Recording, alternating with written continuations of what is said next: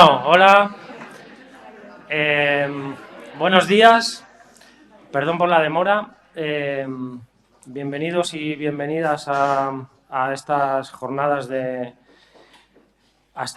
sobre la Semana Negra en el marco de las Jornadas de Memoria Social de la Transición. En primer lugar, decir que esta mesa, este conversatorio, se va a grabar y se va a colgar en el YouTube de la universidad. Y luego aquellos estudiantes o aquellas estudiantes que necesiten un justificante, pues se lo podéis pedir a la profesora Ángeles Díez, que tiene el papel que necesitáis. Este conversatorio pues, va a consistir en un diálogo entre Gabriela, Laura, Teresa y Raquel, que son estudiantes de Ciencias Políticas, con Manuel, Pilar, Marc y Javier, todos y todas del colectivo por los olvidados de la transición. Ellos y Pilar se van a presentar cuando les toque. Y en primer lugar, queríamos decir que aquí debería haber una representante o un representante de Mariluz Nájera. Como no se ha podido, pues Teresa está en nombre de Mariluz Nájera, asesinada el 24 de enero de 1977, un día después de Arturo Ruiz.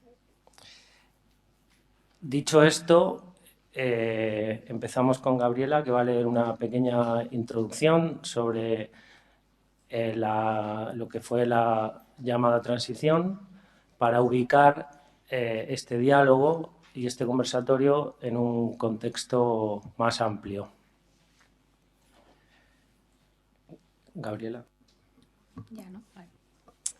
Esta semana estamos conmemorando en la facultad lo que se ha denominado la Semana Negra de la Transición, en referencia a los asesinatos que se produjeron en la semana del 23 de enero de 1977, día en el que el joven Arturo Ruiz es asesinado por un grupo ultraderechista.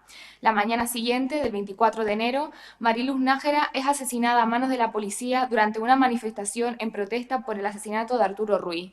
Y ese mismo día, por la tarde, se produce un atentado terrorista en los despachos de los abogados del Partido Comunista y de Comisiones Obreras, del cual resultaron 5 asesinados, suceso que se ha dado a conocer como la Matanza de Atocha. Sin embargo, desde el Grupo de Investigación Memoria Social contra la Impunidad, junto con el colectivo de Olvidados por la Transición, apostamos por una visión de la transición que se escape de las limitaciones impuestas por una historiografía dominada por el legado del franquismo. Con ello queremos decir que no nos circunscribimos a la conmemoración de los asesinatos que se produjeron durante esa semana, sino que estamos aquí especialmente para dar voz a todos aquellos olvidados de la transición, que han sido borrados de la historia y de la memoria colectiva deliberadamente con el objetivo de mantener incólume aquel relato que se construyó por los grandes líderes políticos del momento. Un relato en el que la transición fue fruto del acuerdo, del consenso y de la concordia. Como sabemos, el 20 de noviembre de 1975 muere el dictador Francisco Franco y se inicia así la transición hacia la democracia en España. El 18 de junio de 1977 se aprueba la Ley para la Reforma Política, considerada la 8ª ley fundamental del régimen franquista y la primera ley de nuestra democracia. El 15 de octubre de 1977 se aprueba la Ley de Amnistía, que amnistió a los presos políticos que habían sido víctimas de la represión del régimen franquista, como a los perpetradores de tal régimen, es decir, víctimas y victimarios quedaron en un mismo plano. Así fue como nuestra democracia se construyó de la ley a la ley, de la amnistía al olvido y del olvido a la impunidad. Las 270 personas que fueron asesinadas entre 1975 y 1982 por la policía y por grupos de extrema derecha que contaban con la connivencia del Estado y de la propia policía, quedaron relegadas a los márgenes de ese relato y condenaron a sus familias a la sepultura del olvido. 270 no es solo un número más dentro del conglomerado de fechas y datos que componen la historia.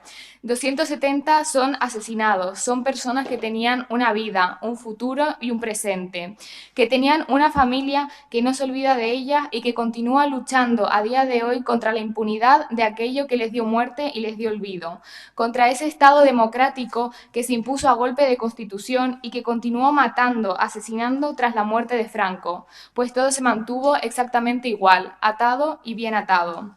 Tampoco nos olvidamos de las víctimas de apropiación de los niños y niñas, coloquialmente lo que se conoce como la trama de los bebés robados, que también son víctimas directas del régimen franquista y de su soporte religioso, la derecha católica, y que después de 1975 siguieron contando con el soporte estatal que precisaban para la extracción ilegal de los menores.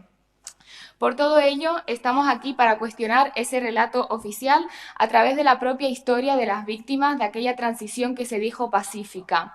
En la historia hay grandes partes que se olvidan, que se desprecian en virtud de lo que resulta útil para aquellos que están en posición de escribirla. Y por eso, gracias a estas jornadas y a los participantes del COT, estamos construyendo una historia crítica, una historia que juzgue y que condene, una historia que esté al servicio de la vida y no de las élites políticas, y al servicio de la vida en tanto nos permite el recuerdo, la reparación y la justicia.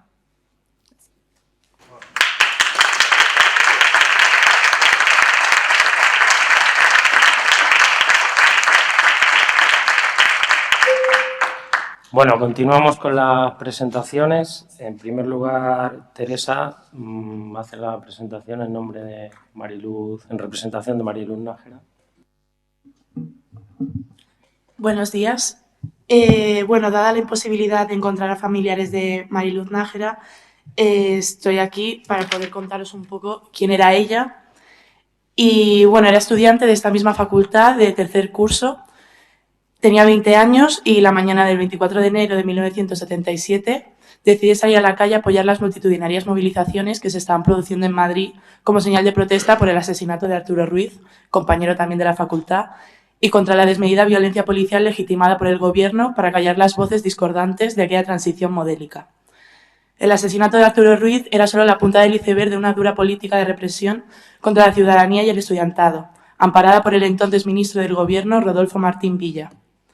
A las 11:30 de la mañana, la policía desaloja la Facultad de Derecho de la Complutense, donde se estaba produciendo la concentración. De modo que los estudiantes dirigieron la manifestación hacia la Moncloa, la calle Princesa y Plaza España. La manifestación llega a Gran Vía, donde la policía solía disolver a los manifestantes con extrema dureza. Y es en la esquina de Calle de los Libreros, en Gran Vía, donde a Mariluz, se dijo en su momento, le alcanzó un bote de humo lanzado por un antidisturbio, provocándole un traumatismo en la cabeza que produciría su muerte horas más tarde en el Hospital de la Concepción. En cambio, el relato de medios de comunicación aseguraba que Mariluz había resultado herida durante la manifestación, eludiendo cualquier tipo de responsabilidad de la policía, garante de la ley y el orden franquista, cuando uno de los jóvenes que se encontraba con ella en el momento afirmó que un policía armado se bajó de su coche y disparó con un arma, momento en el que Mariluz cayó al suelo. Y, si pudo ser un bote de humo, no hubo humo por ningún lado, y fue lanzado a muy poca distancia y a quemarropa, con el único objetivo de asesinarla. También las noticias de los periódicos de la época aseguraron que Mariluz no era simpatizante de ningún partido político y que su asistencia a la manifestación fue completamente fortuita. Todo ello para evitar que su asesinato se relacionase con cuestiones políticas o partidistas y se redujese a un simple accidente. Lo cierto es que Mariluz era una joven movilizada y comprometida con las cuestiones políticas que protagonizaban el debate social en el momento. Nadie sale a la calle porque sí, ni siquiera para arriesgar su vida. A su entierro acudieron más de 3.000 personas, entre ellas un grupo de estudiantes que portaba una pancarta en la que se podía leer: «Mariluz, tus compañeros de facultad no te olvidan». En efecto, y tomando este acto y estas palabras como prueba de ello, Mariluz, tus compañeros de facultad nunca te olvidan. En la memoria de todos los estudiantes y las estudiantes permanecerá vivo el recuerdo de Mariluz.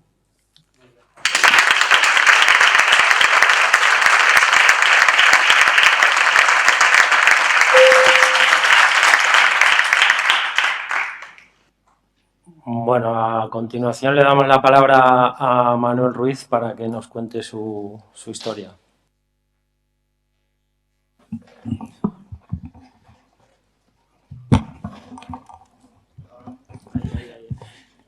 Habla así. se oye igual. ¿Se oye bien? Sí. No, es que siempre tengo problemas con la megafonía, que se me oye muy mal. Bueno, pues como me han presentado, soy Manuel Ruiz. Soy hermano de Arturo Ruiz, que Arturo Ruiz, pues bueno, como todos sabéis, y se ha dicho aquí, le asesinó la extrema derecha el 23 de enero del 77. El lunes pasado celebramos una ofrenda floral en el sitio donde lo mataron, en la confluencia de las calles Estrella y Silva.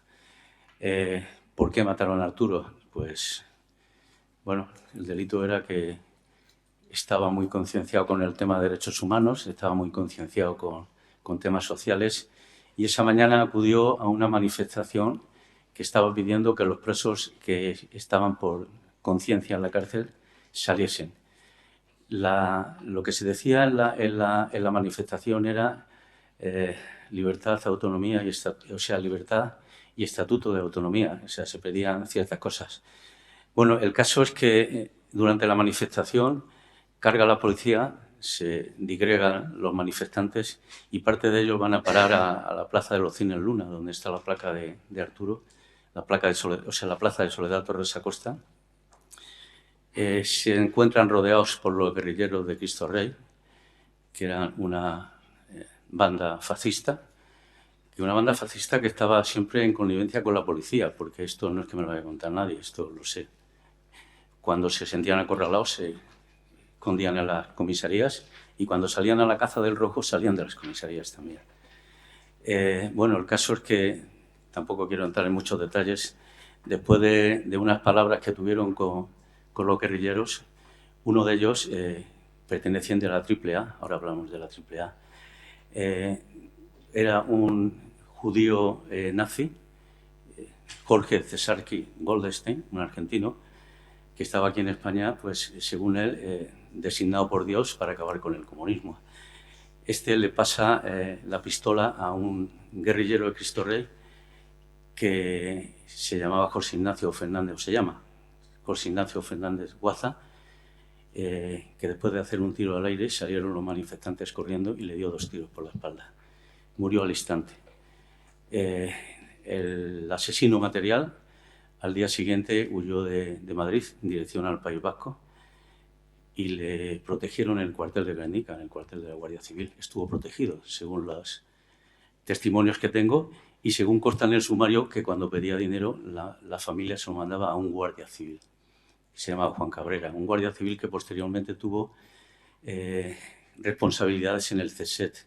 El CSET era lo que era el servicio de inteligencia de la Guardia Civil, lo que ha derivado en el CNI hoy.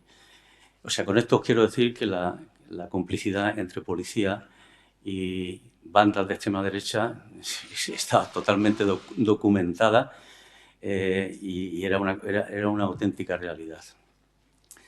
En aquella época, el que estaba al frente, o sea, el responsable político de aquello se llamaba Rodolfo Martín Villa, que os sonará porque era el ministro de la Gobernación, posteriormente ministro del Interior, que había tenido una carrera política brillante como jefe del movimiento, gobernador civil de Barcelona, o sea que después dejó la política y lo que sí que tuvo fue una carrera económica brillante. Ha estado en 90, porque sigue viviendo, 90 consejos de administración, sobre todo del IBEX 35.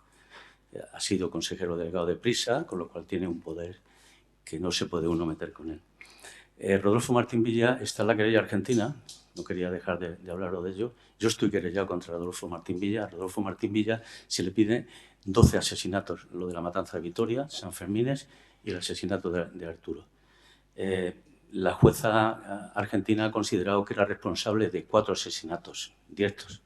Él ha recurrido y estamos en espera a ver qué dice el Tribunal de Apelación de Argentina. Vamos a ir a Argentina, el grupo del COP, en septiembre, para dinamizar un poco esto. No quería tampoco dejar de decir que Mariluz Nájera, que sí que tiene familia, lo que pasa es que tiene una familia muy corta. Anoche estuvimos en un acto que se celebró en la Alameda de Osuna en su recuerdo y quien está en el COP por Mariluz Nájera fue un testigo presencial de la muerte de Mariluz. O sea, anoche nos contaba de que le dieron el bote de humo en la cabeza y después la patearon cuando estaba en el suelo. Y bueno, el delito de Mariluz fue un delito terrible, que era llevar un ramo de flores a donde había muerto Arturo.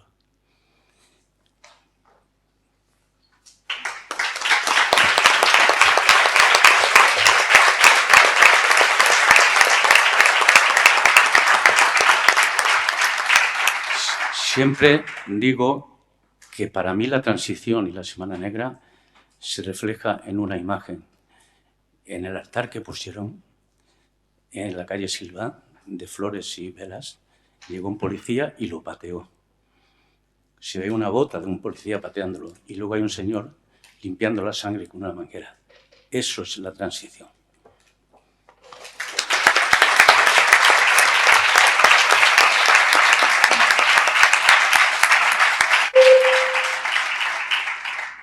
Bueno, a continuación se va a presentar Javier Almazán. Bueno. Yo soy Javier, hermano de Ángel Almazán. Ángel Almazán, mientras participaba en una manifestación que pedía la abstención en el referéndum de la reforma política, la reforma política era una forma que tenía el franquismo de perpetuarse a través de un régimen democrático que se denominó transición, y se sometía a referéndum la ley de continuidad. Entonces hubo un grupo de personas que se manifestó, convocada por el Partido de los Trabajadores de España y la Joven Guardia Roja, por la abstención de ese referéndum. Durante esa manifestación, mi hermano fue apaleado hasta la muerte, prácticamente. Recibió golpes sin parar hasta que ya decidieron llevarle al hospital y moriría 5 años después. 5 días después. Ojalá hubieran sido 5 años después, por cierto. 5 días después. Nos han contado que la transición fue una cosa pacífica, que, bueno, pues que la derecha y que la izquierda se reconciliaron y todo eso y tal. Y nosotros somos los que contamos otra historia y por eso estamos olvidados y quizá despreciados. Nosotros contamos la historia que casualmente es la verdad de lo que ocurrió. Las sombras de la transición, la calle efervescente, la represión, los heridos y los muertos. Cuando muere alguien, se acaba su presente y su futuro y solo queda su pasado, que vive de alguna forma en la memoria de los que le sobreviven. Mi memoria, finita y breve, no durará mucho, así que os pido que Ángel viva en vuestra memoria.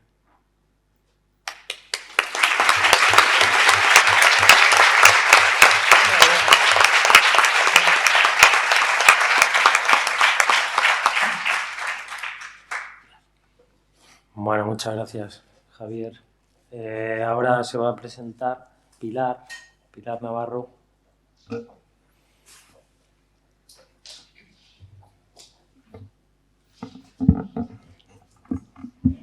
Hola, buenos días. Soy Pilar Navarro. Tengo una doble condición de víctima del franquismo. Por una parte, soy una madre a la que robaron a su primera niña en los tristes hechos y salvajes hechos que duraron desde terminada la guerra hasta muy avanzada la democracia, el robo de bebés. Trabajo en una asociación de lucha por esta causa, que es Todos los niños robados son también mis niños. Pero el motivo central hoy es mi otra condición, y es la de representar a José Luis Montañés, alumno también, como Mariluz, de esta facultad. José Luis Montañés han pasado ya 43 años. Él tendría ahora 65 años, era más joven que yo estudié un poco tardía en la facultad. 43 años de silencio, incluso en todos vosotros, que os quiero decir que me siento muy satisfecha de estar aquí rodeada de alumnos de mi carrera, ¿no? Gente joven, con interés, y me siento bien, me siento cómoda.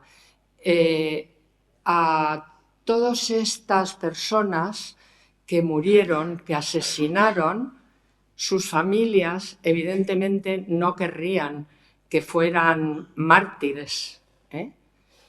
Pero yo reivindico la figura de todos ellos, y en concreto de José Luis Montañés, como un héroe al que hay que difundir, porque gracias a ellos hemos tenido después cierta libertad y cierta democracia. Entonces es muy importante. José Luis era un joven de 23 años con una vitalidad grande y una ilusión por los estudios tremenda. Era buen alumno y vivía con la ilusión de que algún día, en cuanto termináramos la carrera, porque era el último año de carrera, pudiera compartir, encontrar trabajo para los censos de población de Naciones Unidas, bien en África o bien en América Latina. Y con esa ilusión murió, porque le gustaba mucho la demografía histórica. Los hechos del asesinato de José Luis fueron el 13 de diciembre de 1979. Antes de ese día ya habían muerto, como habéis escuchado, Ángel Almazán, Arturo Ruiz, Mariluz Nájera, los abogados de Atocha y personal del despacho, y muchos otros que todavía están por digamos, visibilizar. Posteriormente, prácticamente al lado, estudiaba Cuervo, que también está aquí un hermano de él, fue al año siguiente de José Luis.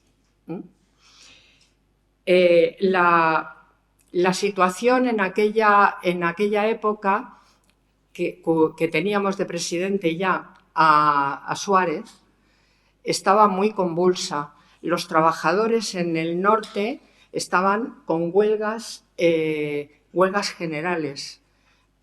En el País Vasco, en Asturias, en Madrid estaba revuelto, también muy revuelto todo, y los estudiantes tomaron parte con muchísimas movilizaciones.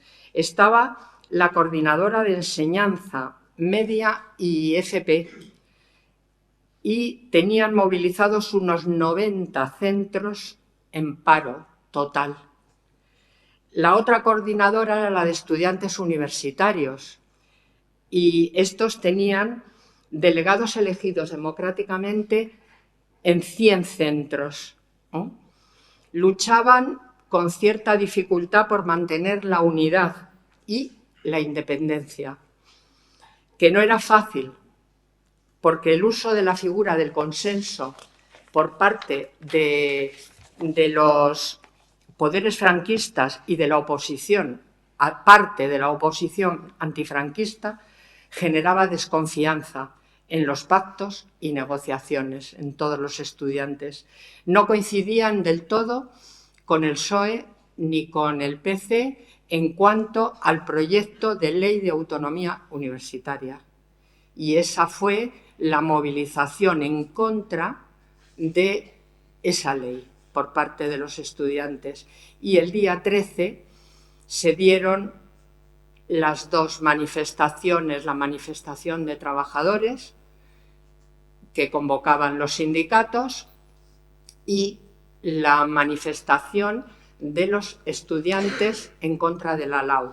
La primera en contra del Estatuto de los Trabajadores y la segunda, la de los estudiantes, en contra de la LAU. Los estudiantes quedaron cercados en zonas donde estuvieron iniciando las manifestaciones y se distribuyeron por todo Madrid en grupos, hasta llegar a embajadores, que era su pretensión para unirse con la manifestación de los trabajadores. Eso ya por la tarde. Y fue ya cuando en la ronda de Valencia, desde la estación de Atocha a Embajadores, ronda de Atocha, empezaron a llover los botes de humo, disparos y en la manifestación de los trabajadores se escuchó los sonidos y enseguida la noticia de que habían muerto 2 estudiantes. Estos 2 estudiantes fueron sacados de allí entre botes, humo, llantos, sangre. En brazos sacaron a los 2, a José Luis Montañés y a Emilio Martínez, que los 2 les mataron en una distancia de 5 metros, estaban juntos prácticamente. Les llevaron al hospital y prácticamente entraron cadáveres. La familia no la llamaron, en fin, una serie de sucesos de castigo, además, a la familia, ¿no? De estar en el anatómico esperando allí tiempo hasta poder ver el cuerpo de su hijo, ¿no? Y luego, en los medios de comunicación y los medios gubernamentales, se mancilló la imagen y la figura de José Luis. Empezaron a decir que había aparecido dinero en su mochila y que era un agitador que pagaba a otros agitadores. Se negó la condición incluso de estudiante. Todo esto se fue desmontando a los muy poquitos días. La facultad entonces estábamos en Moncloa, como sabréis, antiguamente, y hubo unas movilizaciones grandes buscando al decano que saliera públicamente a denunciar estas mentiras sobre un alumno que era un alumno ejemplar a nivel de enseñanza, ¿no? Se probó que era, como muchos de los del turno de tarde-noche, estudiante trabajador que trabajaba atendiendo a los clientes de Viajes Marsans. Su empresa era Tor Express, que le dedicó a esta agencia de viajes, y llevaba la recogida de dinero, de billetes, 70.000 pesetas de entonces, la llevaba en la mochila. Eso se desmontó. ¿Cómo que se desmontó? Que no estudiaba, no era estudiante y que estaba pues más o menos revolviendo, ¿no?, el ambiente. Tuvo que salir en los medios de comunicación el decano diciendo que estaba matriculado, pero daba la casualidad de que se había matriculado el último curso como alumno libre, porque la pequeña empresa de la familia había caído y no tenían dinero y tenían que trabajar como fuera, y no tenía para la matrícula. Eso entre medias. Una vez que las pruebas se nombra juez del caso a un integrante, sí, a un integrante democrático, no me acuerdo cómo se llamaba, de jueces, un grupo demócrata, Clemente Auger, desmonta todas las falsas pruebas y queda con que había sido asesinado por la policía. El caso no le dejaron continuar y lo cerraron. Todo el silencio. Simplemente deciros, para terminar, que sus compañeros le rindieron homenaje callado, lleno de indignación y dolor, enterrado en el cementerio de la Almudena. Nada más, esto lo he dicho, esta es nuestra lucha en la actualidad. Yo, mientras no salga también, como en el caso de Mariluz, no he conseguido dar con parte de algún familiar, con algún familiar, para que en lugar de ser yo la representante de José Luis, sea un familiar, que es lo suyo. Nada más, pero seguiremos trabajándolo. Gracias.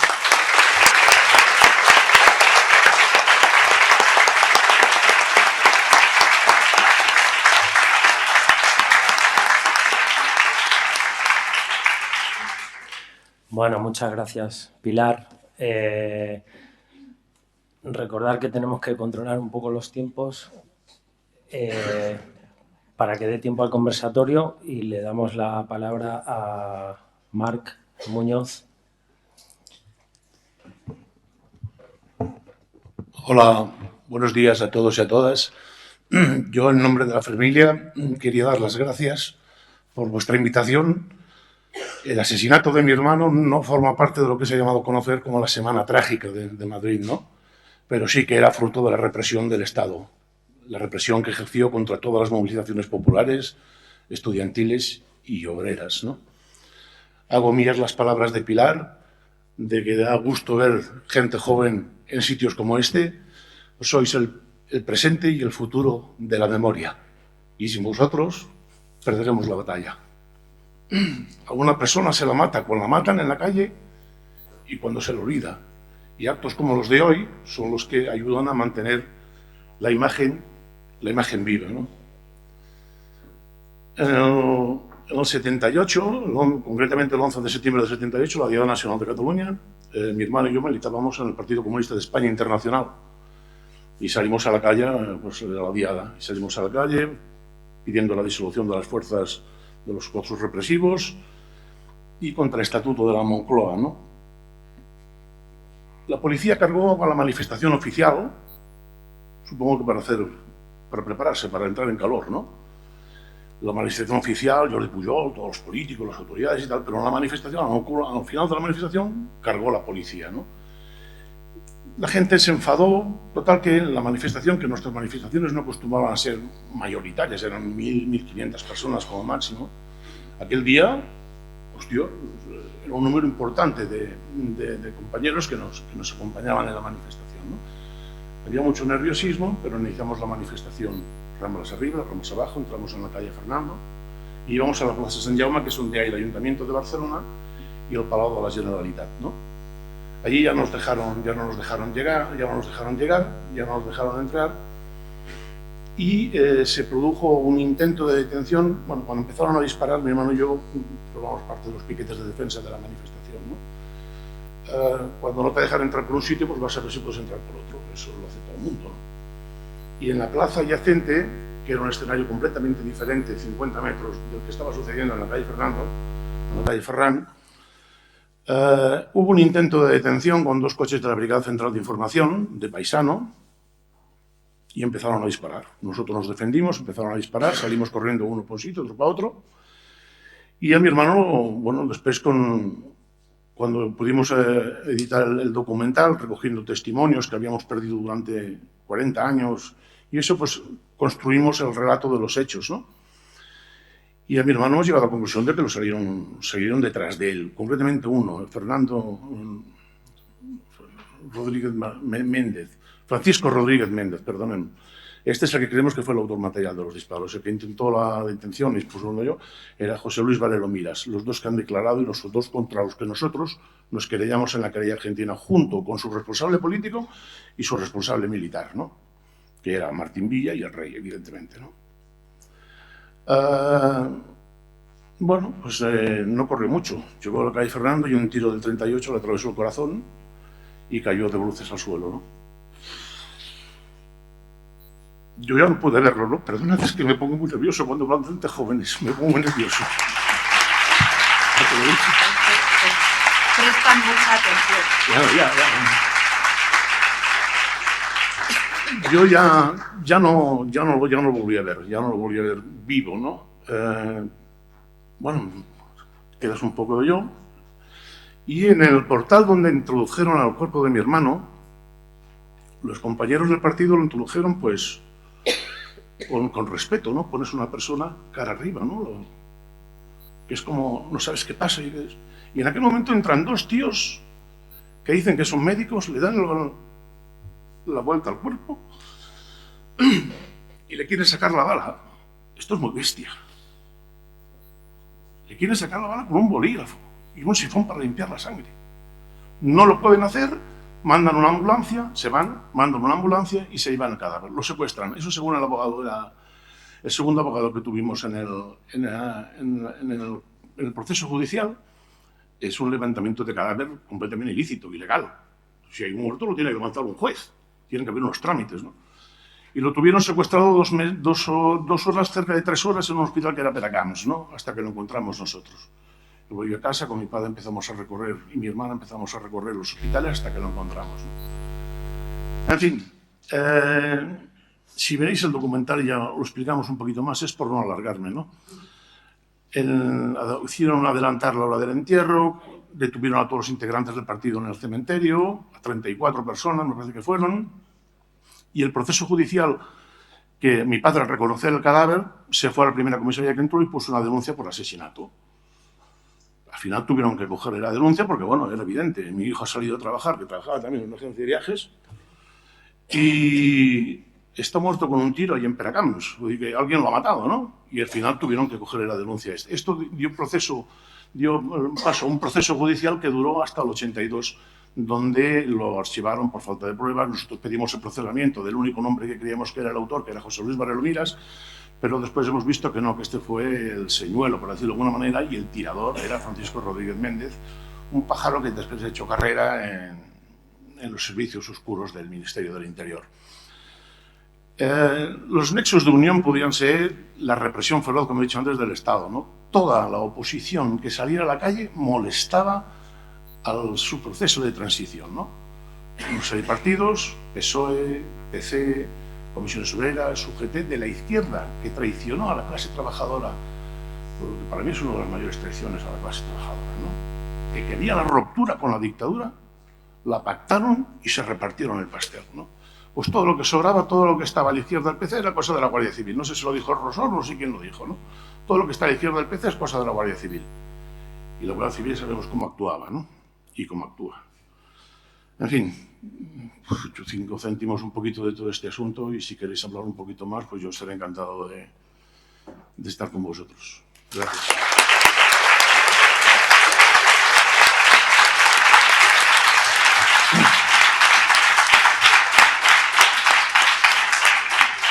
Bueno, muchas gracias, Marc. Recordar que esta tarde se va a proyectar el documental sobre Gustavo Muñoz, el hermano de Marc. Iniciamos el conversatorio, las preguntas de las estudiantes de Ciencias Políticas. Empezamos con Gabriela. Bueno, en una de las reuniones que tuvimos, pues, para conocernos y preparar el conversatorio, recuerdo que Manuel Ruiz dijo algo así como: cuando salías a la calle salías a que te mataran. Esto obviamente nos hizo pensar en cómo, pues, todos estos jóvenes que fueron asesinados salían a manifestarse aun cuando corrían el riesgo de ser asesinados, y todo por luchar por aquello en lo que creían y por unas libertades democráticas de las que podemos disfrutar hoy en día. Sin embargo, nosotras actualmente, como estudiantes y como jóvenes, sí que notamos como cierta falta de compromiso, de movilización por parte de la juventud, incluso en cuestiones políticas actuales, pero que es una ausencia de compromiso que se incrementa cuando son relativas a cuestiones del pasado. Entonces, en ese sentido, pues queríamos preguntarle a Manuel Ruiz ¿cuál crees que es el papel de la juventud actualmente, sobre todo en nuestra posición de estudiantes, pues para seguir luchando contra la impunidad y para asegurar que el recuerdo de todas estas víctimas pues permanezca en nuestra memoria? Sí, yo, si me permites, quiero hacer una nota que he tomado aquí, que está de total actualidad. A mí me gustaría preguntarle, creo que se está grabando, a los decanos y a los responsables de la universidad, si Mariluz Nájera Julián es alumna ilustre de la universidad. Me gustaría preguntárselo.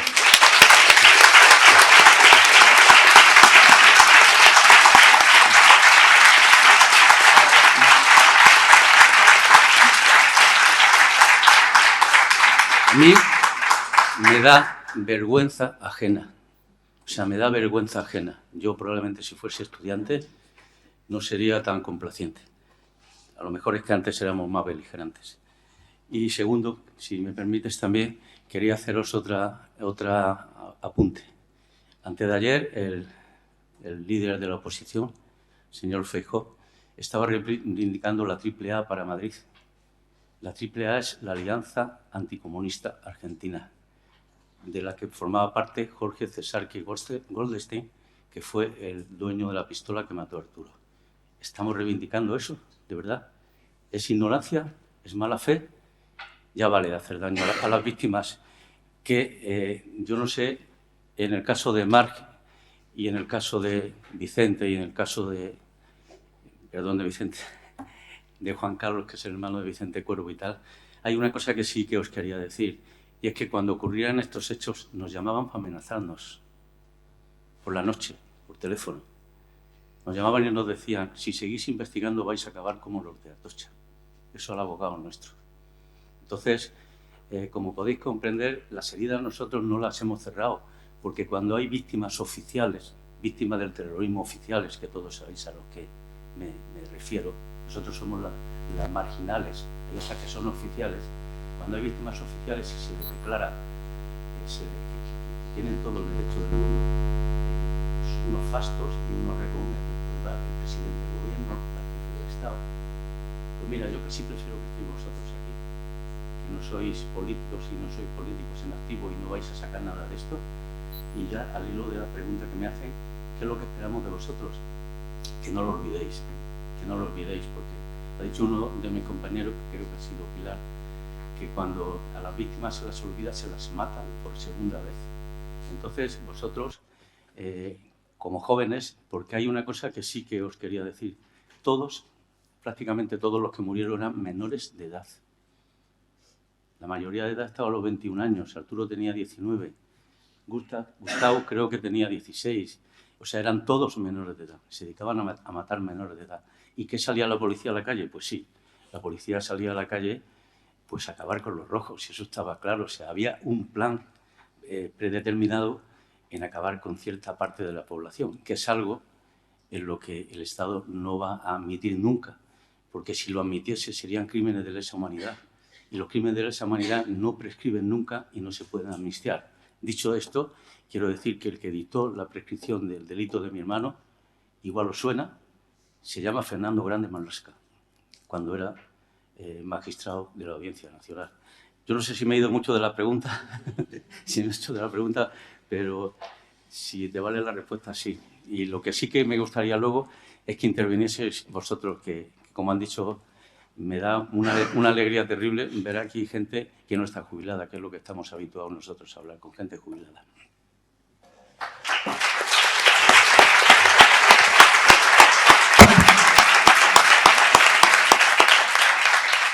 Bueno, gracias, Manuel. Seguimos con las preguntas de Laura y a ver si nos da tiempo a que luego haya preguntas del público. Creo que tenemos hasta la 1, ¿verdad?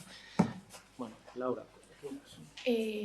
Bueno, un poco en relación con lo que nos acaba de contar Manuel y lo que nos ha contado antes Pilar, queríamos también hablar de la cuestión del silencio, del borrado de la memoria y la complicidad de que la academia ha tenido con todo esto. José Luis Montañés fue asesinado cuando era estudiante de esta facultad. No creo, si alguno de vosotros le conocíais, pero no creo que en estos años se haya hablado mucho de él en esta facultad, en estas aulas. Mariluz Nájera, tenemos un salón de actos con su nombre, pero más allá de eso, tampoco creo que se le haya nombrado demasiado. Y justo como nos ha dicho Manuel, ayer tuvimos esta parafernalia con Ayuso nombrándola alumna ilustre. Entonces, quería preguntar más concretamente a Pilar, pero por favor, los demás, si queréis también añadir una cosa adelante, ¿qué echaste en falta en ese momento por parte de la facultad, de la academia? ¿Qué seguís echando en falta ahora? ¿Qué le queréis reclamar? ¿Qué nos podéis contar de esto? Sí. Yo a la academia, como decís vosotras y vosotros, ¿no?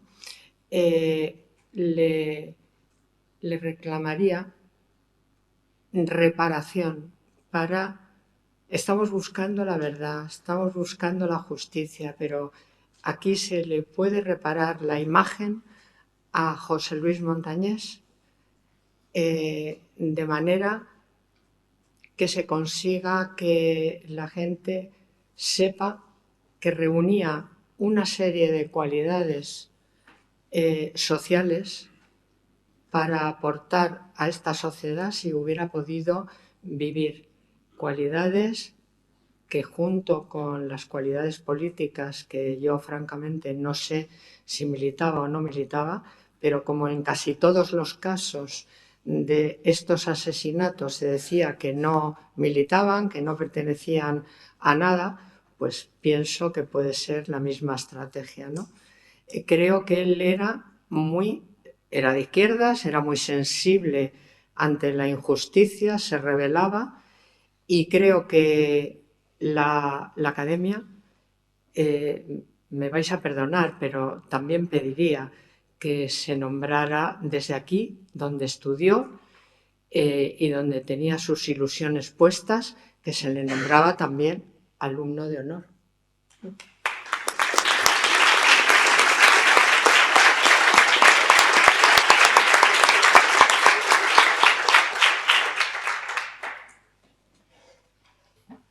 Bueno, las preguntas de Teresa a continuación.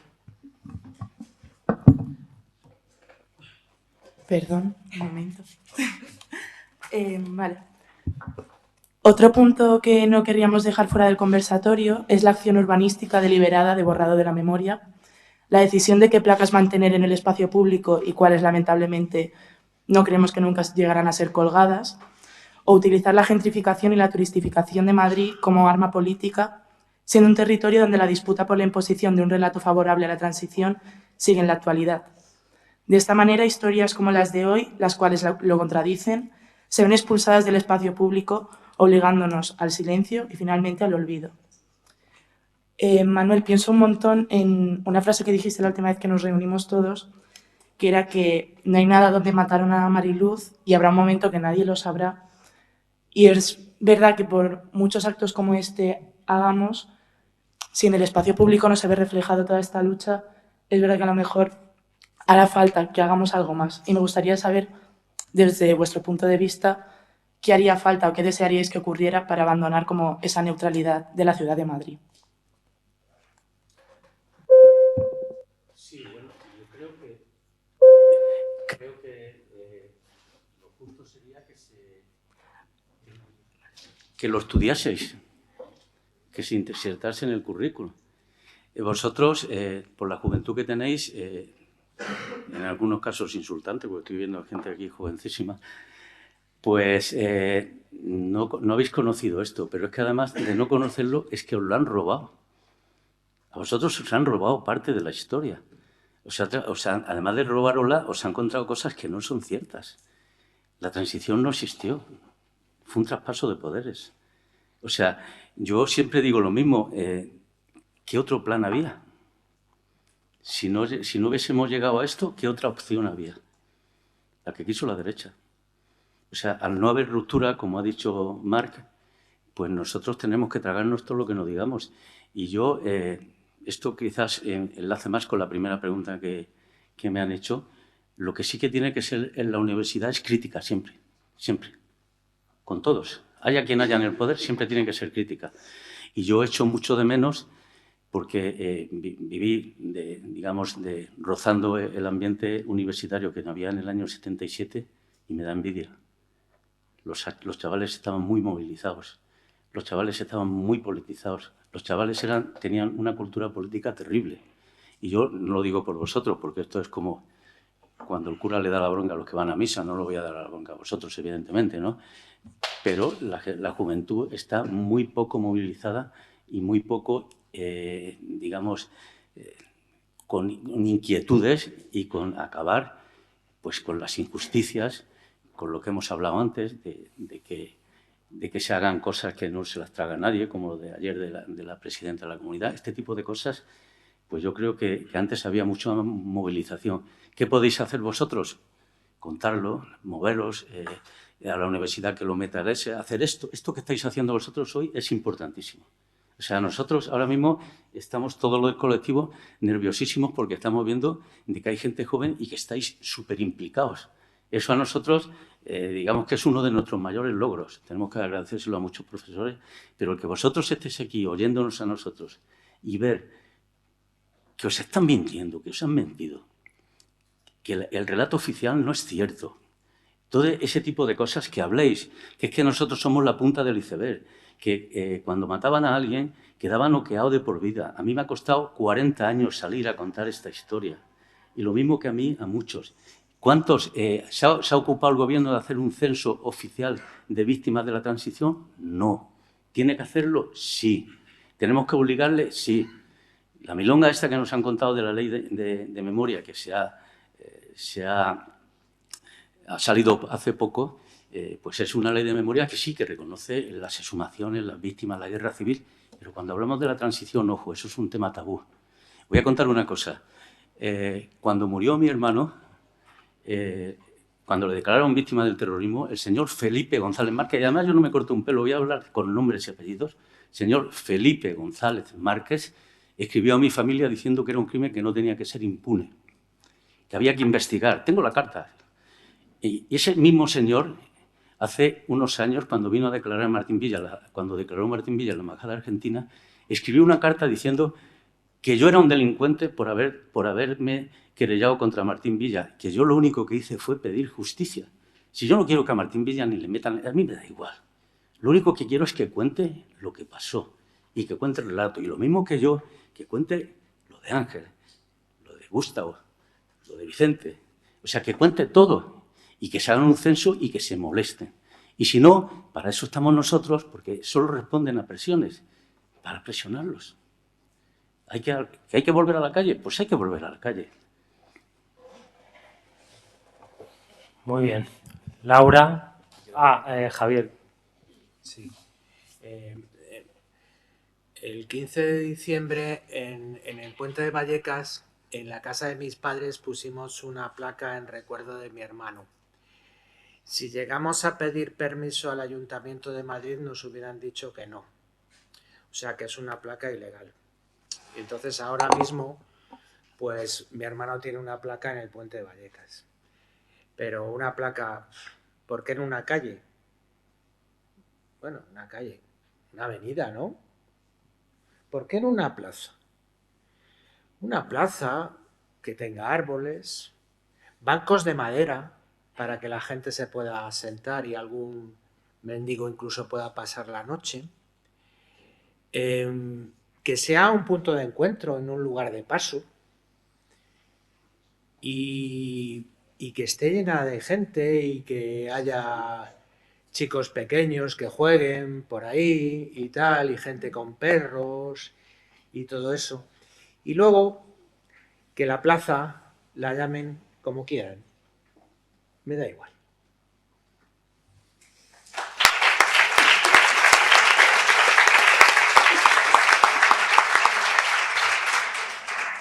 Bueno, Laura, ¿quieres preguntar algo? Justamente teníamos también para preguntarte a Javier lo que nos contaste sobre lo que acabas de contar, la placa que pusisteis a tu hermano y de la importancia del espacio público y que al final el espacio público sigue siendo hostil y sigue siendo cómplice de ese relato oficial y que también es importante como ocuparse de ello, justamente lo acabas de decir, porque una placa que habéis tenido que poner vosotros ilegalmente y no una calle o más representación, queríamos también sacar ese tema. Si queréis lo cuento otra vez, mejor. Vamos a ver, o sea, los nombres, las calles, los aeropuertos, es para gente importante, para aristócratas, para gente que tiene dinero, para gente que tiene mucha cara, para ladrones, para asesinos, yo qué sé. Yo prefiero Ángel en vuestra memoria. Lo prefiero así. A ver si alguien de vosotros lo conserva en su memoria. Un ratito, un día, en su vida. Ya está. Se acabó.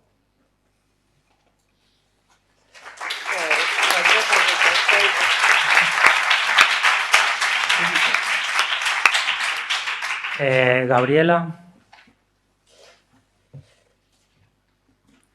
Vale, bueno, pues esta pregunta va para Marc, aunque evidentemente pues, pueden intervenir todos, y es, claro, viendo ahora cómo pues os seguís emocionando al contar la historia de vuestros hermanos, amigos, más cerca, ay, perdón. Vale, pues viéndonos cómo efectivamente os seguís emocionando al contar la historia de vuestros hermanos, amigos o a quien representáis, pues claro, surge la cuestión del trauma, ¿no? Al final habéis vivido pues un acontecimiento traumático, en el caso de Marc incluso pues presenciar la muerte de su hermano, y no se os ha permitido como ese periodo, ese proceso de duelo que sí que se permite, ¿no? Ante la pérdida de otros familiares en otras circunstancias. Iniciar como una lucha inmediatamente después de este acontecimiento traumático en el que no solamente sea intentar darles un lugar en la historia, sino que se reconozca incluso que fueron asesinados y que no fue un incidente, pues claro, tiene que ser durísimo, y queríamos preguntarte, pues en ese sentido, cómo ha sido, ¿no?, todo este proceso de duelo, de lucha, y cómo habéis conseguido, pues a día de hoy, poder hablar de lo que ha sucedido. Bueno, el proceso de duelo como puedes, lo pasas como puedes. Nosotros tuvimos durante varios días una furgoneta de la policía secreta aparcada en casa, en la puerta, como diciendo aquí estamos.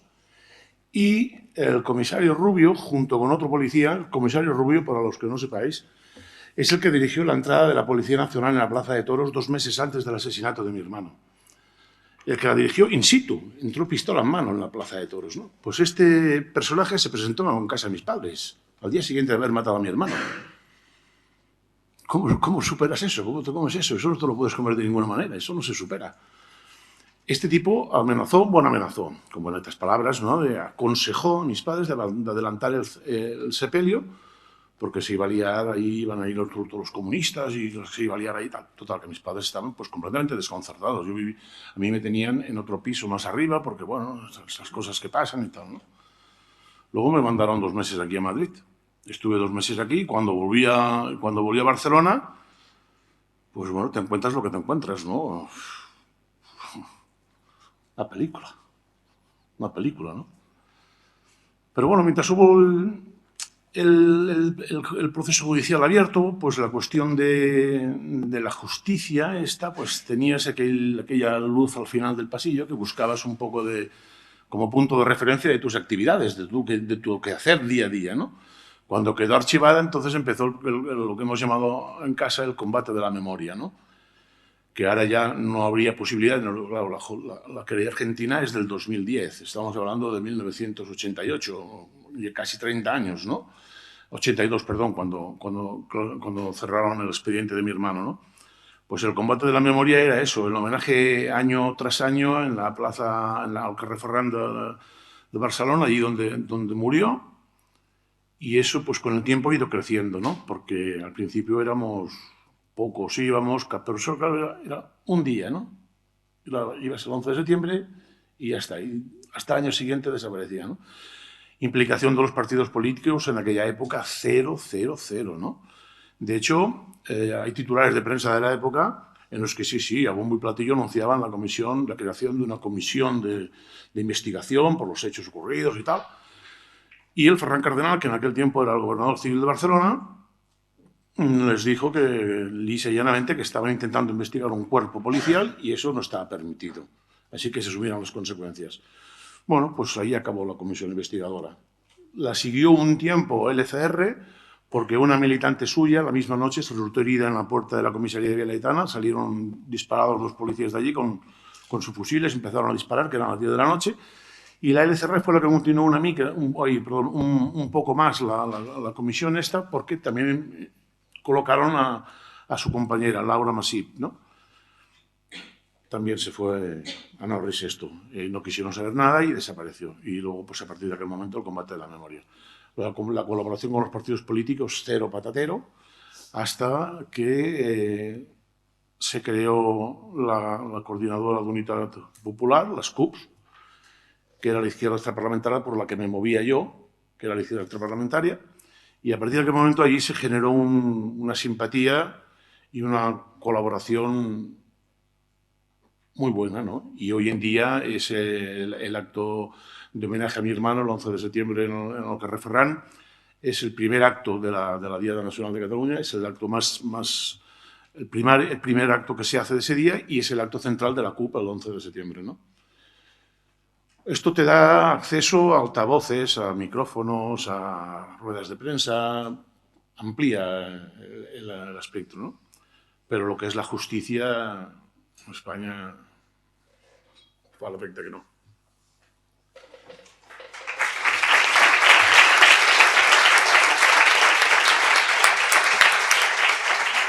Bueno, muy bien, muchas gracias a la mesa y si iniciamos las preguntas del público, si alguien quiere preguntar.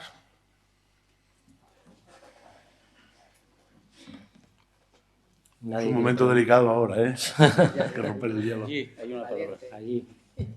Vea. Agustín Rueda. Hola, buenos días a todos.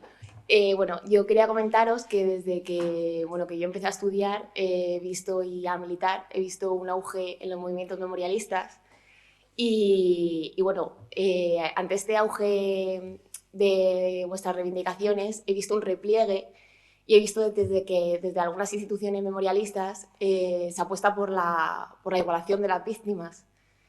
¿Qué pensáis de esto y cómo podemos confrontar a ello? Muchas gracias.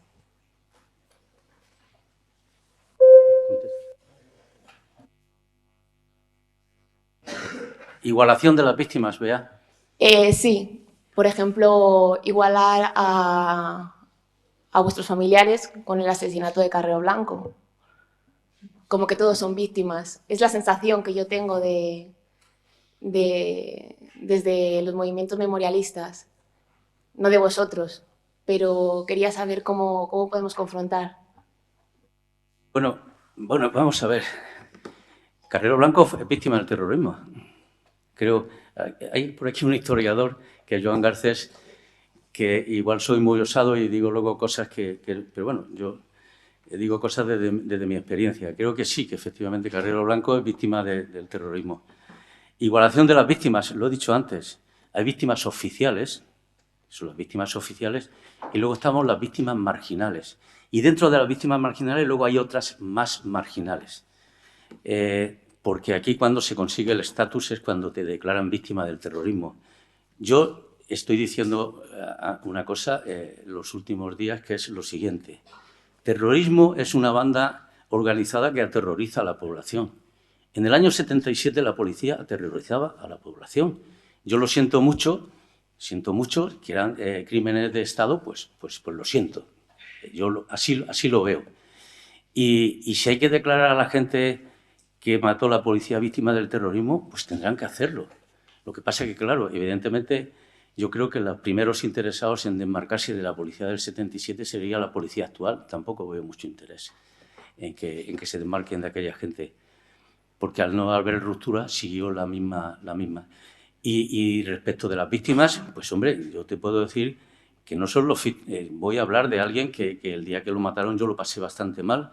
Cuando mataron a Miguel Ángel Blanco, ese día yo lo pasé muy mal, porque a mí todos los terrorismos no me gusta ninguno, y no me gusta que se mate a nadie ni que nadie vaya a la cárcel. Pero, hombre, si nos ponemos a comparar, los factos que se hacen cuando se celebra el aniversario de Miguel Ángel Blanco no son los mismos que los que se hacen cuando es el aniversario de Ángel Almazán o de Arturo Ruiz. No son los mismos, ¿no? No son ni parecidos. Entonces, ¿que hay distinción? Sí la hay. que tendrán que tomar medidas los gobiernos, cuando llegue algún gobierno que esté un poco más, que empatice más con nosotros, porque hasta ahora siempre se empatiza más con los victimarios que con las víctimas. O sea, los victimarios pues son reconocidos. Rebilio el niño se murió con un montón de medallas. Martín Villa es una persona que está muy reconocida como padre de la democracia, dicen algunos. Incluso hace unos días, hablando de los lugares públicos, le han puesto una rotonda en mi barrio a Torcuato Fernández Miranda. Mirad quién fue Torcuato Fernández Miranda. Todo ese tipo de cosas se las tenían que hacer mirar. Y bueno, las víctimas muchas veces nos sentimos bastante, digamos, dolidos. Las declaraciones del Feijóo del otro día de la AAA, pues a mí personalmente me han molestado. Y luego hay por ahí algunas asociaciones de víctimas. Bueno, os lo voy a contar, aunque es una cosa que tenía que ser privada. Consuelo Ordóñez me llamó antes de ayer. Es la presidenta de una asociación de víctimas de terrorismo. A su hermano lo mataron, a Gregorio Ordóñez le mató la ETA. Y curiosamente empatiza más conmigo que algunos partidos de izquierdas. Es para que la vida tiene algunas cosas raras y extrañas. Hizo el otro día un tuit, que si lo miráis por ahí, donde refleja toda la historia de la Semana Negra. Y bueno, pues yo creo que ese es el camino. Que las víctimas todas sean iguales, independientemente de quién fue el victimario.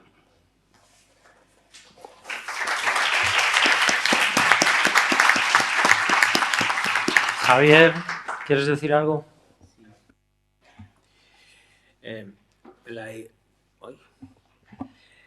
La historia la escriben los vencedores.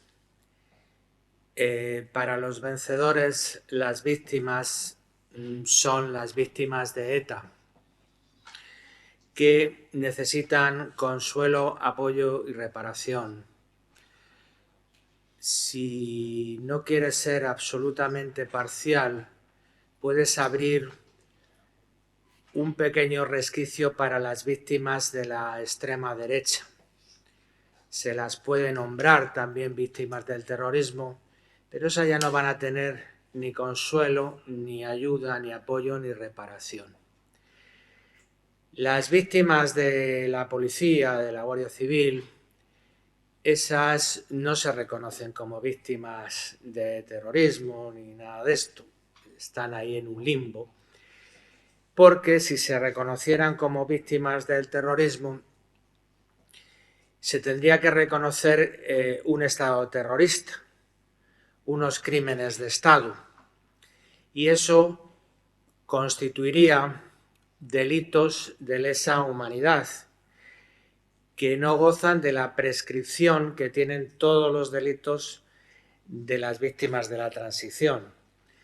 Habría que juzgar a los criminales y condenarlos. Y eso, pues no va a suceder.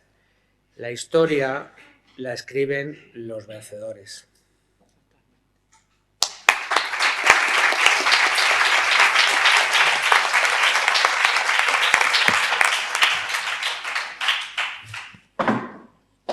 ¿Alguna otra pregunta? ¿Por ahí?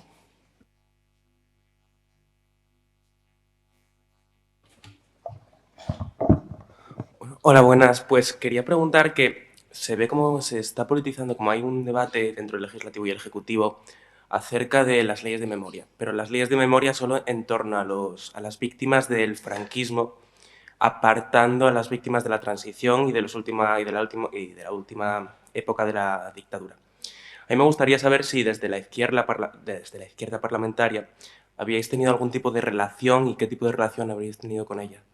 Simplemente eso.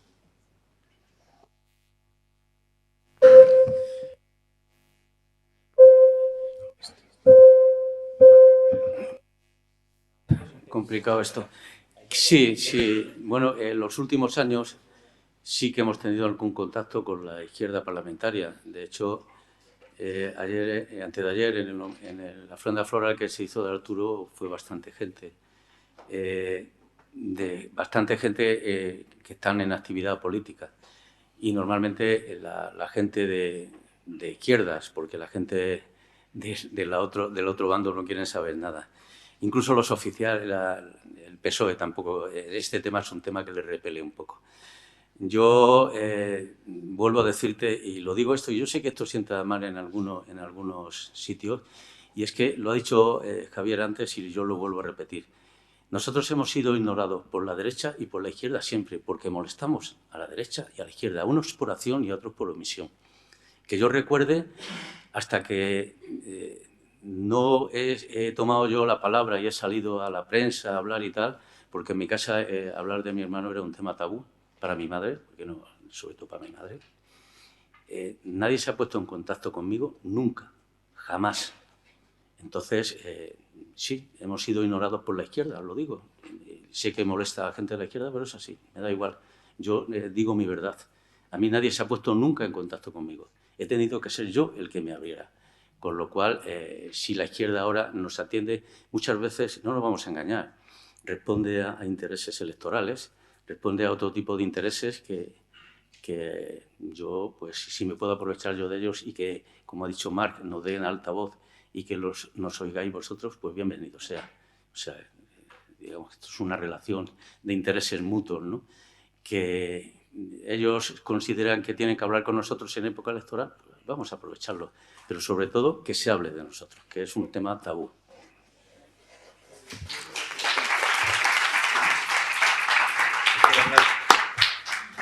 Yo quiero contestar una cosa a esto, si me permitís. Soy el hermano de Vicente Cuervo.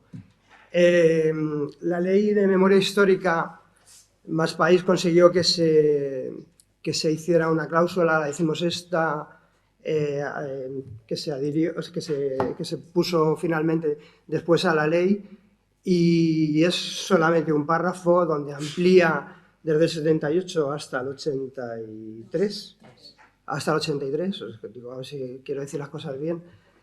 La ley de memoria histórica, lo que ocurre es que ese párrafo lo único que dice es que cada caso será estudiado personalmente, con lo cual nos obliga a los familiares de estas víctimas a que pidamos ayuda para investigación. En el caso de mi hermano, yo todavía estoy en el proceso del encuentro del sumario.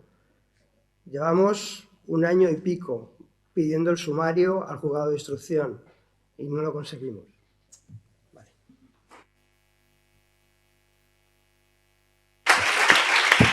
Javier y luego Pilar.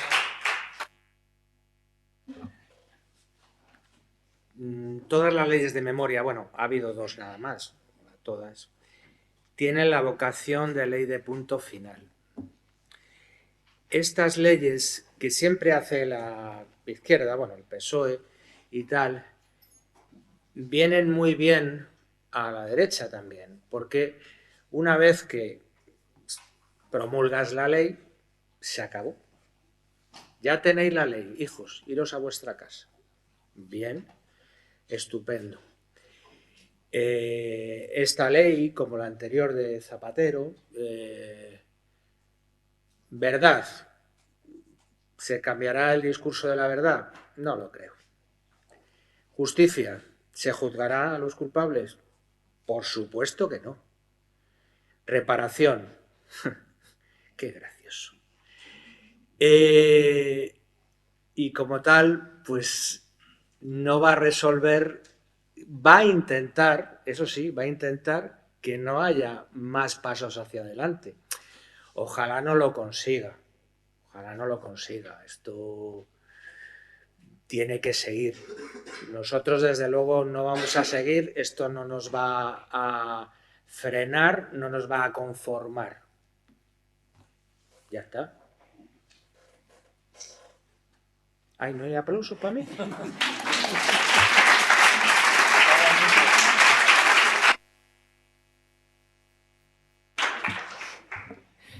Es verdad, como dice Javier, que no nos va a parar, pero no nos va a parar de exigir lo que aparentemente y en la realidad tiene muchas dificultades de lograr.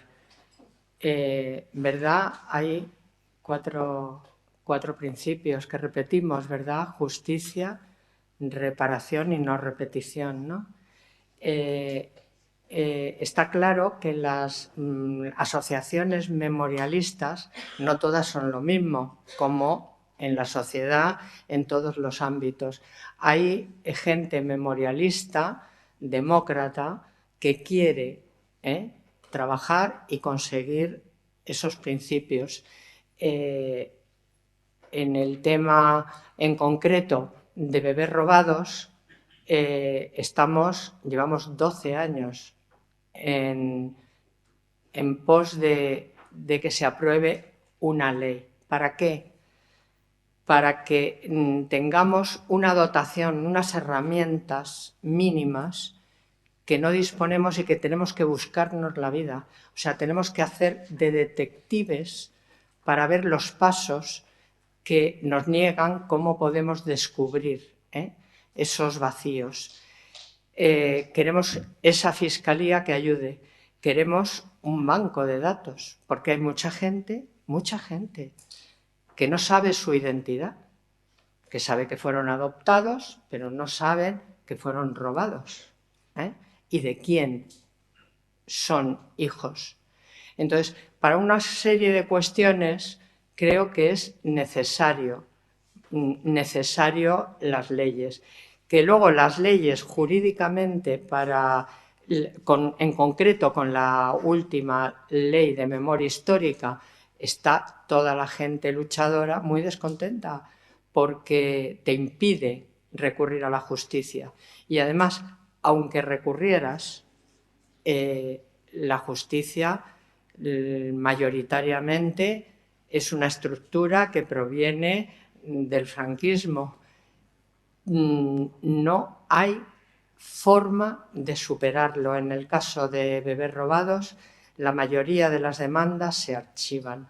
Es decir, no llegas, y si llegas al amparo del Constitucional, ahí has acabado.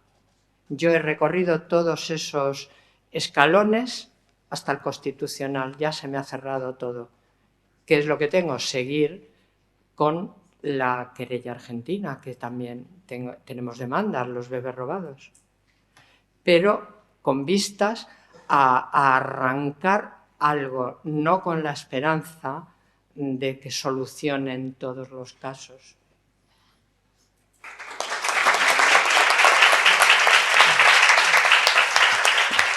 Había otra pregunta por ahí y luego ella, allí. Buenos días. Yo quería preguntaros acerca de si algún integrante de los cuerpos y fuerzas de seguridad se habría puesto en contacto, aunque sea a título personal, o en nombre de algún cuerpo, pues si se habría puesto en contacto con vosotros. Y otra pregunta sería si creéis que la violencia y la tortura policial sigue a día de hoy. Gracias. Bueno, ¿quién va a contestar? Recuerdo que quedan alrededor de 25 minutos, más o menos. Sí, en mi caso sí que se pusieron en contacto conmigo, con mi familia, algunos policías para amenazarme. Efectivamente. Había uno que tenía una voz muy ronca, que al principio me daba un miedo y luego ya me lo tomaba a cachondeo, ¿no? Y ya cuando llamaba le decía, pero bueno, ¿quién me va a matar, tú o tu marido? Así que, bueno, eso sí que... ¿Cuál era el otro? ¿Cuál era la otra vez? Si pensáis que sigue habiendo violencia policial y torturas En las comisarías, por supuesto que sí. Por supuesto que sí. Las confesiones siguen obteniéndose por el método tradicional. Y eso, sí, sí. Lo que pasa es que es difícilmente denunciable. El testimonio de un policía judicialmente tiene más valor, tiene valor de autoridad, es decir, tiene más valor que el testimonio de un testigo presencial que no sea policía y en este caso un acusado. Así que si lo tienes fácil, pues claro que sí. Y con eso, si me dejáis añadir una cosa a mí, han aprendido muy bien a hacer las cosas, ¿no? Y hoy en día yo personalmente no sé si se atreverían a matar a nadie en la calle. No sé si se lo permitirían las entidades europeas, todo tan democrático, ¿no? Pero es que no les hace falta matar a nadie. Hoy en día te detienen en una manifestación, se inventan que estabas en la manifestación, te ponen el kit del manifestante en el macuto, vas al juez y te meten en prisión preventiva. Y te pueden pedir 30.000 euros de multa o de sanción para poder salir de la prisión.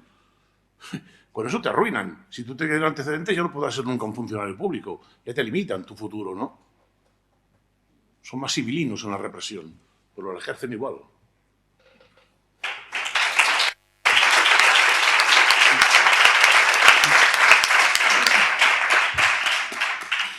A la pregunta que si sigue la policía todavía siendo agresiva, igual hubieras intentado ayer entrar a hablar con Ayuso a protestar y ahí tienen la respuesta.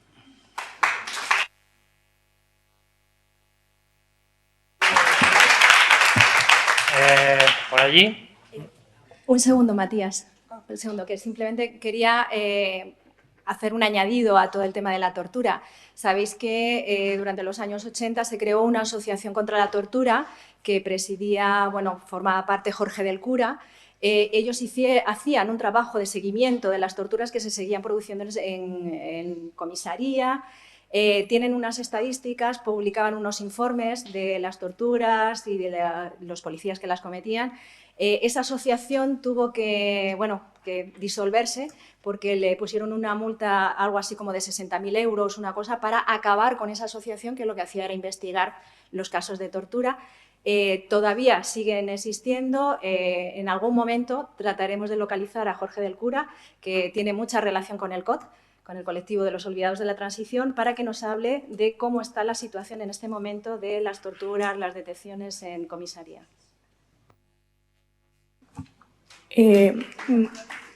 Perdón. Ahí va. Bueno, mi pregunta es para Pilar sobre el tema de los bebés. Aquí estoy. Sobre el tema de los bebés robados, y quería preguntarte, tú que lo has vivido en primera persona, sobre el papel de la Iglesia en todo esto. Gracias.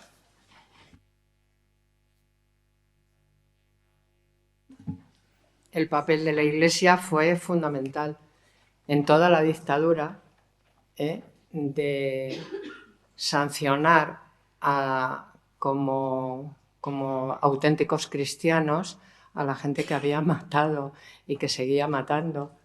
Pero ya en el caso de los bebés, pues era una institución que colaboraba con el sistema hasta tal punto de facilitar esos niños a través de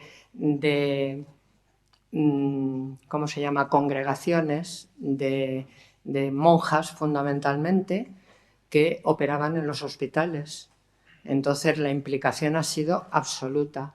La implicación ha sido de traficar con esos niños para que cayeran en familias adeptas al régimen y que no fueran educadas por la clase trabajadora, la clase que sufrió consecuencias de represalias del franquismo y en algunos casos de mujeres que se habían salido del ámbito moral que ellos querían, que tenían pautados, ¿no?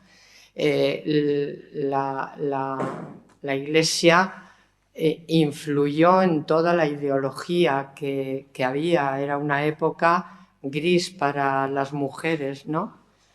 Y tenían que ser honestas para ellos, no honestidad del sexo, no buena gente. Entonces mucha gente que vino a trabajar, a buscar trabajo aquí, mujeres, fueron violadas por los propios jefes de esas casas. Tuvieron hijos, y esos hijos se los robaron. Eso hay casos.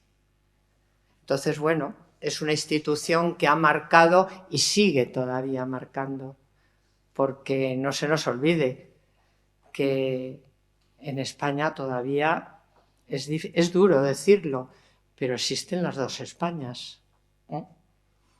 Entonces, hay una que abogará por que sus creencias que sean las imperantes, ¿no? Y eso fue lo que ocurrió.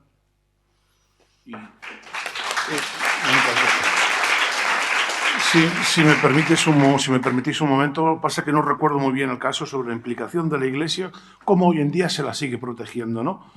No sé si tú estás todo el caso de esto, pero ya el caso de una chica andaluza que consiguió averiguar que era robada, lo que no encontraba su ADN para encontrar a la familia. Se querelló contra la monja, que estaba en el hospital donde ella nació, y la que acabó en la cárcel fue la querellante, no la monja. Ya sé quién es. Sí. Estás el caso, ¿no? Sí, sí, sé el caso. Esa mujer era de Almería. Bueno, perdón, María. Era de Almería y en un programa de radio habló de la monja, porque además la monja era miembro de su familia, para más INRI, y habló de ella. Entonces la monja la querelló, perdió la mujer robada el juicio y tuvo que, en vez de entrar en la cárcel, hicimos como una colecta para dar el dinero que estaba estipulado para no pasar por la cárcel. Bueno, la siguiente pregunta es por ahí. Antes mencionar que Pilar va a estar el sábado en una charla en Ciudad Lineal a las 12 horas. Si alguien quiere ir, pues que hable con ella para que le pase el cartel o la dirección. Hola, ¿cuál fue el proceso de dar palabras y contar vuestro relato? ¿Y os costó mucho tiempo contarlo?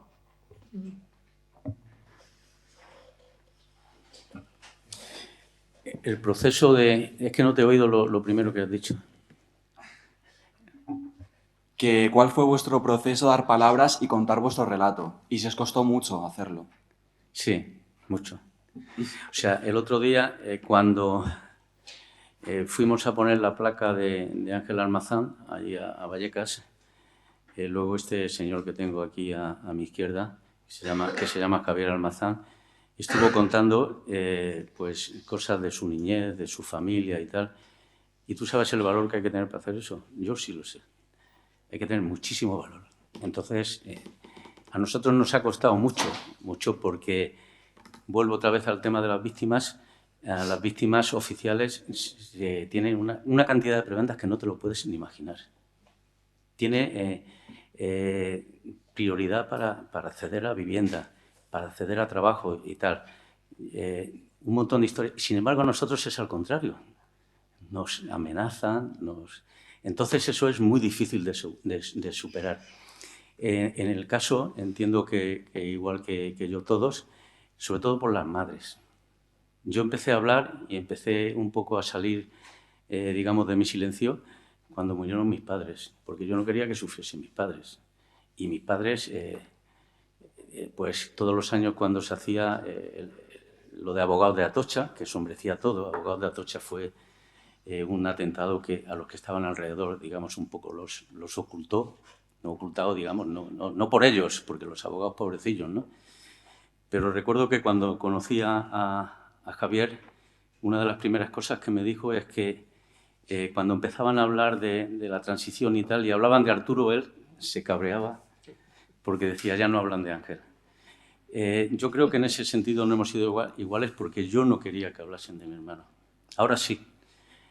Pero entonces no, porque es que todos los que estamos aquí, las familias antes eran muy numerosas y tenían los hijos muy seguidos. Yo con Arturo me llevaba 1 año y todos los que están aquí éramos más o menos de la misma edad. Entonces, pues el salir, el hablar, el contar el relato es muy difícil, muy, muy difícil.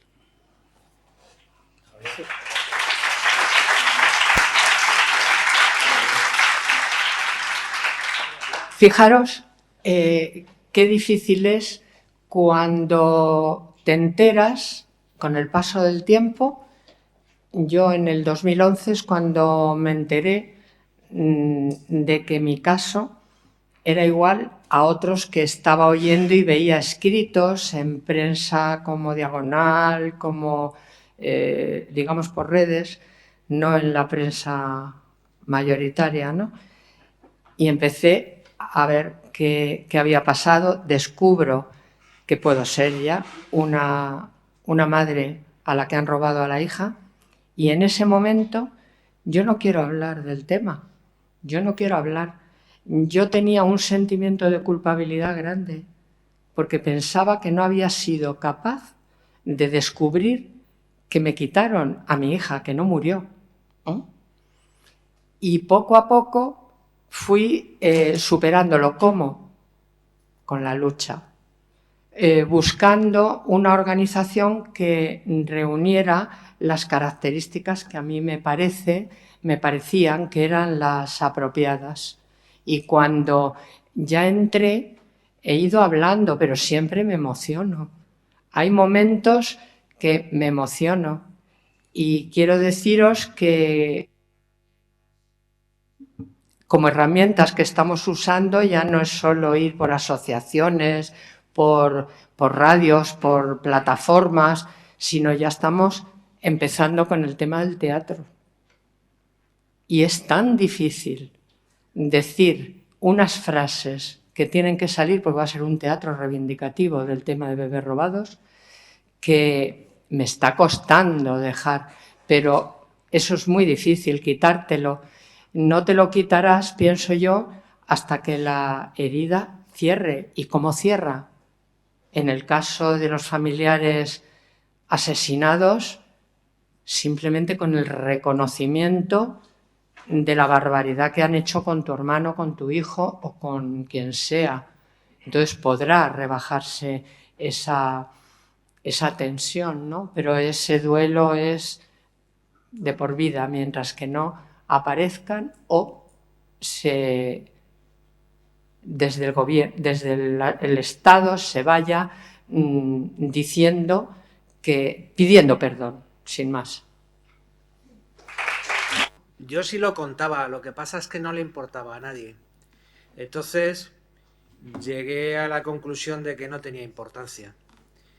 Y entonces, pues, pasaba el tiempo y además hay una cosa que es que te distingan por lo que te ha pasado, ¿no? Eso a mí por lo menos me jorobaba bastante. Yo lo que quería es ser como los demás. Y si encima mi historia pues no le importaba a nadie, pues mucho mejor y tal. Pero llega un momento en que piensas que igual al que no le importaba, pues tampoco me importa a mí. Y empecé a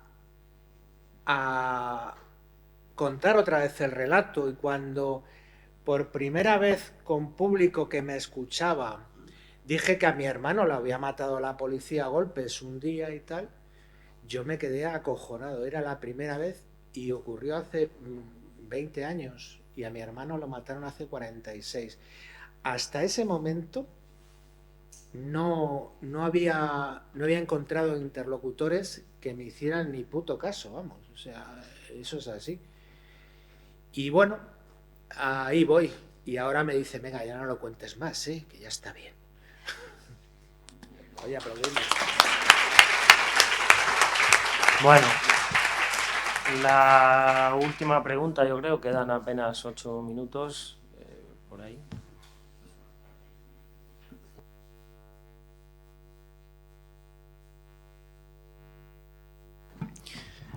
Buenos días. Bueno, muy rápido. Yo soy Miguel Ángel, soy sobrino de Arturo Ruiz y de Manuel, y soy hijo de Miguel Ángel, hermano de ellos. Y bueno, simplemente 4 ideas, ¿no? Aunque ya lo ha dicho mi tío, pero vale la pena recordar que esas siglas, ¿no? AAA, la española y la argentina, Operación Gladio, fascistas del mundo unidos, decían, no eran hechos aislados, sino que era un engranaje perfectamente montado por parte de los organismos estatales para simplemente exterminarnos, ¿no? Y exterminar nuestras ideas. Y eso no hay que olvidarlo. Luego, una idea, una imagen, ¿no? El abrazo, el cuadro de Juan Genovés. Que no nos roben los símbolos, por favor. No lo permitáis. Ese gran abrazo no era el abrazo entre rojos y azules de una España que se reconciliaba y que ahora está en el Congreso de los Diputados. Ese era el abrazo de los compañeros que esperaban a los compañeros que salieran de las cárceles. como Pablo Mayoral, que lo tenemos hoy aquí. O sea que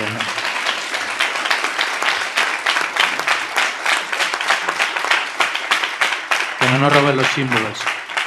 Luego, para poner un poco de salsa al acto, y nunca mejor dicho, la vida te da sorpresas, sorpresas te da la vida, decía Rubén Blades. Es curioso como, a mí no me gusta hablar de trincheras, pero es inevitable. Muchas veces, ya lo ha dicho mi tío, desde una supuesta trinchera de la izquierda, te das cuenta que lo único que hacen es darte palmaditas en la espalda y miradas de conmiseración, y luego no nos ha ayudado nada. Incluso, ya que estamos de confesiones hoy, un destacado miembro del Partido Socialista en un acto, y mi tío puede dar fe de ello, pronunció la frase: la memoria no da votos. La memoria no da votos.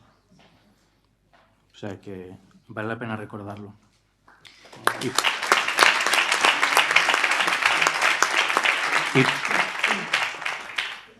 Y solo una cosa más, un agradecimiento. Muchas gracias a las compañeras, muchas gracias a todos los que estáis aquí. Nos dais cuenta, no sé si os dais cuenta de lo importante que para nosotros es esto. Y Javier, no tengas ninguna duda, porque Ángel vive, y Gustavo vive, y Vicente también vive, y también José Luis vive en todos vosotros. Muchas gracias.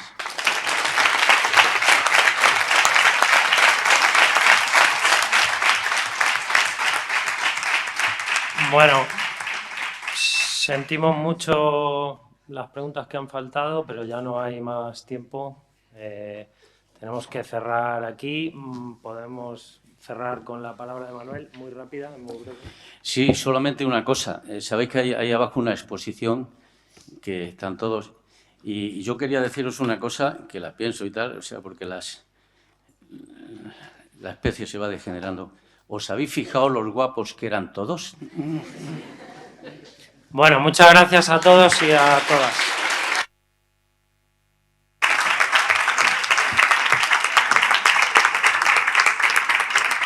Bueno, avisaros a todos que tenemos solo un receso. Media hora. A la 1:30 tenemos aquí un panel de lujo también para completar estos testimonios, que son los abogados que ya están por aquí, así que vamos a tener una mesa redonda jurídica. Atención, la mayoría sois estudiantes del doble grado de Derecho, Ciencias Políticas y Ciencias Políticas, así que a la 1:30 nos vemos todos aquí. Hasta pronto.